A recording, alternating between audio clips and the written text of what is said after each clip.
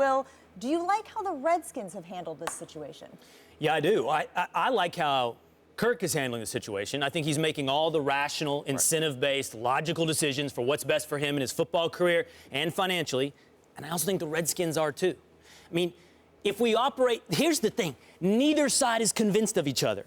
Neither side is convinced they want to get married to each other.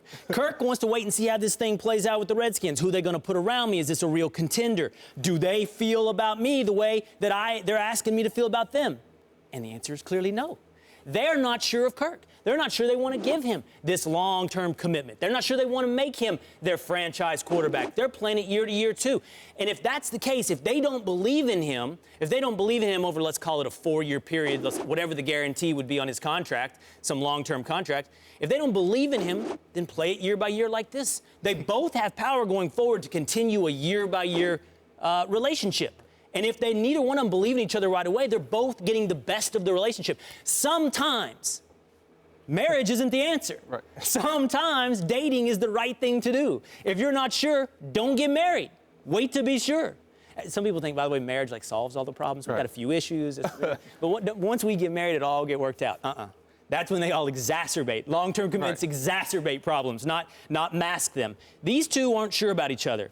Keep moving along year to year till you are. But see, this is where you got it wrong, because they did get married before. This is why the Redskins are handling this all wrong, because they did get married, but they got married to someone else. In that same year, in 2012, who did they get married to? Who did they trade 3 first-round picks and a second-round pick for? For a guy who's no longer in the National Football League, RG3. Robert Griffin III is who they married first. That's the one that ended in divorce. So now what happens? They've got cold feet. They don't want to jump in again and be burned. So they're handling it all wrong, because you say, you know what? I messed up my first marriage. So now I see something that I like. I don't know if I should commit. Why not? Go ahead and commit. You've already messed up the first time. If you have a guy that's stable, that's what Kirk Cousins is. He shows me stability, Will. He shows me that, look, I have a chance to win. He's been to the Pro Bowl. He's already broken all your passing records as far as passing for the Washington Redskins. So this is why they're handling it wrong. They don't have any leverage. They don't have anywhere to go. They can't trade him. So why not get married to the guy who you actually should have been put all your time and effort into, rather than who you divorced, which was RG3. Before we jump in, Damien, I just want to be clear. So what Kirk is saying, that the Redskins have been scared off from the institution of marriage by RG3. Right, exactly. That's the reason why. I don't think so. I don't think they're scared of marriage. I think they're scared of Kirk. I think they're marrying. It's personal. In case you think you stepped into Dr. Phil, this is Phil's first take here on ESPN. It's not. They'd commit if they were sure of him. They would commit to if they thought he was a franchise quarterback. And I'm not. Maybe they should be convinced. What do you call RG3 though? Because they committed way too much. They gave way too much for him. And they got divorced from him. So it's cold feet saying, we don't want to go through that again. But guess what? You have to. You got to do that just for your organization's sake. Here's why the Redskins are wrong. Okay, hear me out right here. Okay, he was drafted in the same draft as RG3, yes. 4th-round pick. It's almost like the Redskins hedged their bet if something were to happen with RG3, which eventually it did. You got a guy who developed, waited his turn, and turned into a pretty good quarterback. The problem here is I think a lot of people have a problem with the word franchise quarterback. When they hear franchise quarterback, they automatically think of Aaron Rodgers, Tom Brady. Those guys are just once-in-a-generation type guy, okay? But Kirk Cousins is he's a pretty good quarterback. And here's the problem right here.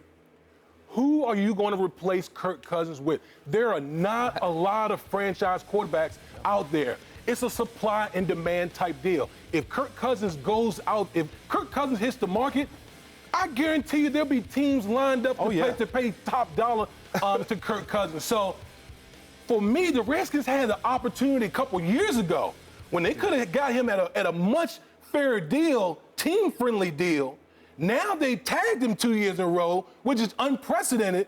And the player has all the leverage right here. The Washington Redskins, to me, clearly dropped the ball in this situation. Because if they go out and tag him again, you talk about $34 million. That wrecks your salary cap, when all this could have been avoided a couple years ago, when they could have gotten him for a much better team deal for the Redskins. Look, what you're saying is the Redskins should view him as a franchise quarterback. I agree with you. By the way, we're not talking about Rodgers and Brady when we talk about franchise quarterbacks. What we're talking about is committing your salary cap to a guy over an extended period of time, which comes with, by the way, sacrifice. If you count this much money for one guy, it's coming off of other people's salaries because we have a salary cap in the NFL. So is Kirk Cousins the guy for the Redskins to do? That's a separate question, Damien. Should they? Should they? And I think you're right to point out the lack of available places to turn. Right. But it's not just the franchise tag the Redskins have. They'll have the transition tag next year. Which is $28 million. And the right to match. If he gets blown out of the water by the 49ers, they can match it. They still, you say that Cousins has all the leverage. They still have that leverage to match.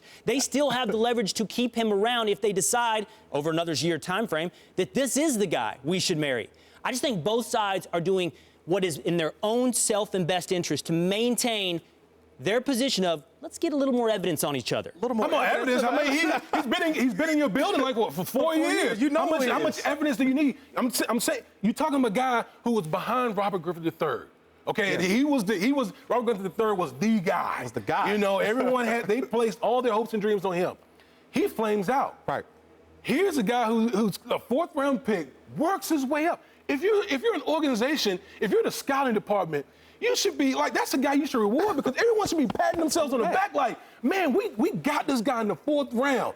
Right. How many franchise quarterbacks do you find in that situation? Most franchise quarterbacks usually get in the 1st round. That's Tom Brady. But those those are outliers. But most of the time, you find your franchise quarterbacks in the 1st round. Here you have a guy, the scouting department with the Washington Redskins got this guy in the 4th round.